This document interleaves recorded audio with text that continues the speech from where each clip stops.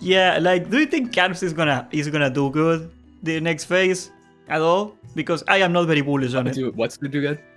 Arms. Sorry, I wasn't paying. Arms DPS. Oh, maybe.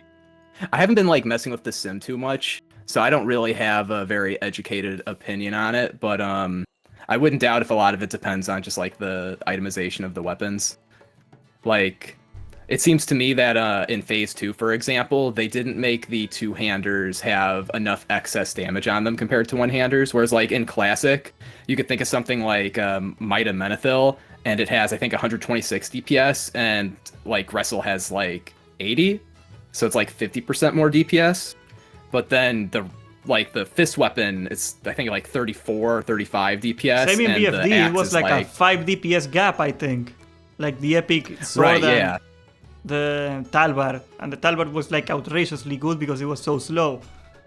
But like, I think another way that they are holding us down, the man is keeping us down, is that like the weapon in Nomergan is super fast, like 3.3. That wouldn't. Yeah, if they like normalize the MS, and if they like normalize all the cast moves for warriors and then make it so that way you don't have to worry about the weapon speed, like then it could make sense to me. But if there's not extra DPS, it seems like the two-handers are just really disadvantaged because there's not extra DPS on them. And if you dual wield, you basically get, after the offhand, or the dual wield offhand weapon skill thing, and what you call it, the Fury Tree, it's like you get 62.5% more scaling from AP.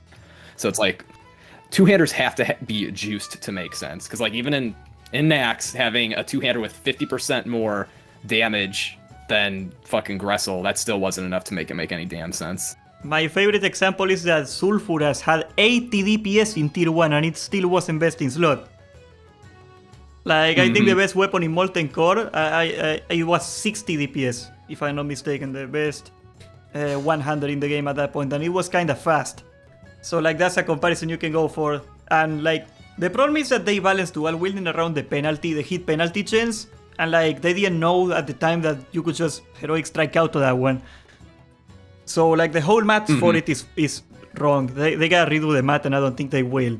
But yeah, and like, I hope they normalize Mortal Strike, but like, my problem with it is, I am not mad that they normalized Devastate, guys. I am mad that when they normalized it, they took away like a 30% of my damage. That's what I'm mad about. I hope they normalize it, but normalize it around like a good number. Yeah, if they're gonna redo all the weapons, it's like also kind of weird, because then they could just design the weapons to make sense for whatever their vision is. Like, I think it would make sense if they want to have a new flavor to make two-handed specs be the best for a warrior. As long as it doesn't, maybe it could be weird because Horde players, I don't know if Shaman players, for example, prefer two-handed enhanced to be the thing over one-handed, but like, think about the conflicts on loot with players, and then based on that decide if warriors are going to be a two-handed spec in PvE or not. Like, I think stuff like that'd be nice. Take problems away from raid leaders and guild leaders with the way you balance items and the classes. I think that would help so much, because like the current iteration, like end phase Fates 2, I think it's pretty stressful to organize a group, I think. And that's a problem that trickles down to everybody, but like, it's invisible to a lot of players. They just see, I can't get into a raid, but they don't realize like, it's because there's all this pressure on the group organizers. I used to always play a healer until on private servers I got into a fight with my main tank's girlfriend. And my main tank asked me like, should I break up with her? That's why I keep raiding with you. And I was like, I'm not. Yeah, he asked me. I was like, bro, I'm not going to tell you to break up with your girlfriend over a video game. And so like, we actually just stopped being friends, basically. Like, he asked me like, should I break up? And I was like, no, dude. And like, we just like, we talk every once in a while now. Like, we're cool now. They broke up after that. But I was like, F this, I'm being a tank. I'm being a tank. This is never happening again. But I was always a healer until then. Bro, if you're seriously considering breaking up with your girlfriend because the guy you raid with because she's mad at the guy you're raiding with, he didn't have much time in this world anyway, I think. Yeah, I just didn't feel comfortable telling him, like, dude, she's obviously crazy. I was thinking, like, that's not the right thing to do. You shouldn't influence him like that. But I shoulda, because it would have been good for him. And also, then I might be a healer, which, actually, that might cause me problems in other ways. That's but, hilarious. Yeah, I'd never played a warrior before that. Like, yeah. I was thinking, oh, I got kicked out of the raid. I was expecting you to tell me a story like that. Yeah, no, I had some crazy happen on private servers, dude. Ridiculous ass. That's gotta be a private server story. I made a mistake of joining a guild named the Bench Puro Fan Club and thinking that the N word wasn't going to be the favorite word of everybody in the raid, and I had to make a new group because they would not stop. Yeah, if you take a look at the private server guilds that like are still around, like this is my favorite example of all time because I was there day one, like watching it. Salad Bakers, you know, one of the best speedrunning guilds in the game. They come from Northdale. They run in Northdale. Okay, these guys are private server people. When they got the world record for Molten Core in phase 1, like the fastest Molten Core in Classic when it came out, they put it on speedrun.co, I believe. That's the website for speedruns. And of course, you gotta upload a video of the proof that you got in that time. And like in that video that they officially uploaded to the speedrun thing, they had people saying, "Oh, I am tired of this bleep. I am bleep. Don't do that bleep. You gotta stop saying that." Like they were dropping it live. I don't know how they still stream. Oh my god. They are still on Twitch, most of them. That's funny. Private servers. People are gonna get lost as in Sunken Temple, except warrior players, because we're tortured by Blizzard and have to go there for the flask. So we're a little more familiar with that stupid ass place. That's gonna be so funny. People getting lost in there, like, oh my god, and people are gonna argue in Discord. I don't know. I'm pretty sure. You know, I did this 15 years ago. I'm pretty sure we like go to the 4th floor, guys. Like, I get lost in Nomeregan, dude. I get lost in Nomer all the time. Like, people are like, why are you taking the long way? I don't know. Like, yeah. Oh, this is the long way? I know, that's just the way I chose. I'm like a dog, you know, I just take the right side every time. It's like really funny how you do not remember the layouts of some of these dungeons. I think like Sunken Temple is particularly awful. Probably second to Marodon. No, Marodon is not even that bad. The outside of Marodon is awful. But Sunken Temple is gonna be like one of the worst layouts on a dungeon ever. Like, they admitted it when Cataclysm came out. They had to simplify it because it was so bad. I do look forward to it though, because like I got a lot of good memories in Sunken Temple. Yeah, I'd always like, whenever I had to do the Diamond Flash, my wife usually plays the healer, so I'd get full world buffs and we'd go 2-mana because I hate asking people to help me out with stuff. So it'd be like, okay, we're gonna do the Sunken Temple thing on my like 2 hours warrior.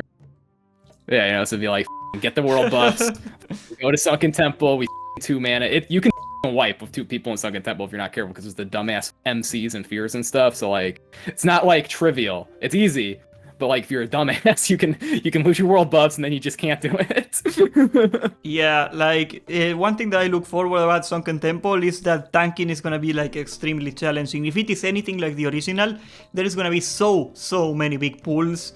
And the warrior is not getting any AoE, so it's gonna be the old school, the old style of like tabbing stuff. People get really upset when they gotta hit tab on a tank, but that's my favorite type of tanking. I hate boss tanking, like not because it's bad, it's too boring, it's just devastate. That's all you need to do.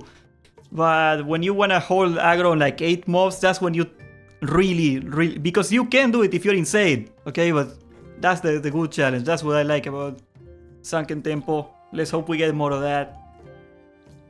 Yeah, I like when there's big packs and they don't all matter. Like in Nax, I would say a problem I have with the trash is all the trash hits hard enough that it matters for the most part, and so it needs to all be tanked. But like, for example, in MC, it's like, dude, to tank it, like as long as you think your highest DPS players are all warriors, like you can leave it untanked and they'll just have it on them. Or like ZG, same shit. Like, it's cool as a raid leader or as like a tank, like main tank, even like an off tank, to be able to be like, I can accept that this half of the pack is just going to be on random people, and I know it's not going to cause a problem. Like, it makes the game more interesting, more cerebral. So I hope it's like that in Sunken Temple, because if they make all the mobs hit hard enough that they have to be tanked, like, I think that's kind of boring. Did you get to see the new rule we're getting for, which one is it here? Vigilance. Was it? Yeah, Vigilance. Did you get to see that one yet? I can't remember what it says. What's it do? I'm going to spoil it to you. You put a buff on somebody, and you get 10% of their threat, so 10% of the threat they produce is gone, and you get it instead on you. So you create a 20% threat gap on them. But the cool part is every time they get hit, your taunt gets refreshed back. Okay, so I think one cool thing that we're gonna see on Warriors is that we're gonna Frost Nova the mobs. Of course, as you know, when you are the only guy in melee range, when you Frost Nova mobs, they hit you, even if you're not in the threat table. And I think we're just gonna like put that on a mage or a warrior or somebody, and like you're just gonna be having infinite taunts because of that. I do look forward to might be kind of cool. That style of tanking, because it's still gonna be hard. You're still gonna have to be tabbing and taking attention and looking at the nameplates, but we're gonna be a lot more capable on AoE too, even if it doesn't show like flat AoE threat. That's my favorite style of tanking. I wish it stays that way, that the warrior is like a super strong tank and he can AoE tank, but it takes a lot of work. Because the shaman I just plays Morten Blast. It's not fun. Like, not to mention that I can just do one air shock and I have aggro for 10 minutes. Like the real tanking has always been the warrior. Even if I'm a bear fanboy, I gotta say the warrior is what a tank should be in vanilla. Yeah, I love the playstyle of warrior and all of them. I mean, in TBC, it's like maybe a little boring compared to the other tanks. It's like actually probably like the lowest skill. But like in Wrath, I imagine they're still not very good. But like Phase 1 Wrath, it's so fun. Like Shockwave, all that jumping around, spell Vigilance. reflect. Yeah, like that's really fun. Just stuff to make tanking, like, it doesn't have to actually be hard, but like if it gives you the feeling like you're making a lot of actions that matter, that's really what it's all about. Hide it to the player. You know, it feels like you're really doing something. Like, it's good. It feels amazing. It feels amazing because like your only limit was how many you could tank, especially with the TBC trinket. You know, that trinket that healed you every time you blocked. From the start of Shadow Labs to the Ogre boss, not the first boss, the second boss of Shadow Labs, I could tank all the trash in one go. That was insane. Goofy niche shit, like, that's awesome. But yeah, like, just give us something like that. Like, if you're gonna make it easy, yeah, if you're gonna do in that direction, and I'm not opposed to it, like, make it so you still got somewhere to push yourself. Like, some way to, like, go above and beyond on something. Yeah, I think that Paladin trinket that you mentioned, I mean, or well, you know, it's for anybody, but Paladins usually used it. Like, that's such a good example of stuff that makes the game better, because it doesn't really, like, you think about game design-wise, it doesn't impact elite play at all, it doesn't impact PvP, but it gives you something that you'll keep in your bags. Right, yeah. But it feels really good, and it's not really useful on Trash and Raid either, but it's like awesome for 5-mans, and for 10-mans you can find things where it can be handy. I like stuff like that. Or like that teleport trinket they put in, or well, I don't even know if it's a trinket, the wall warper, teleports you to random places.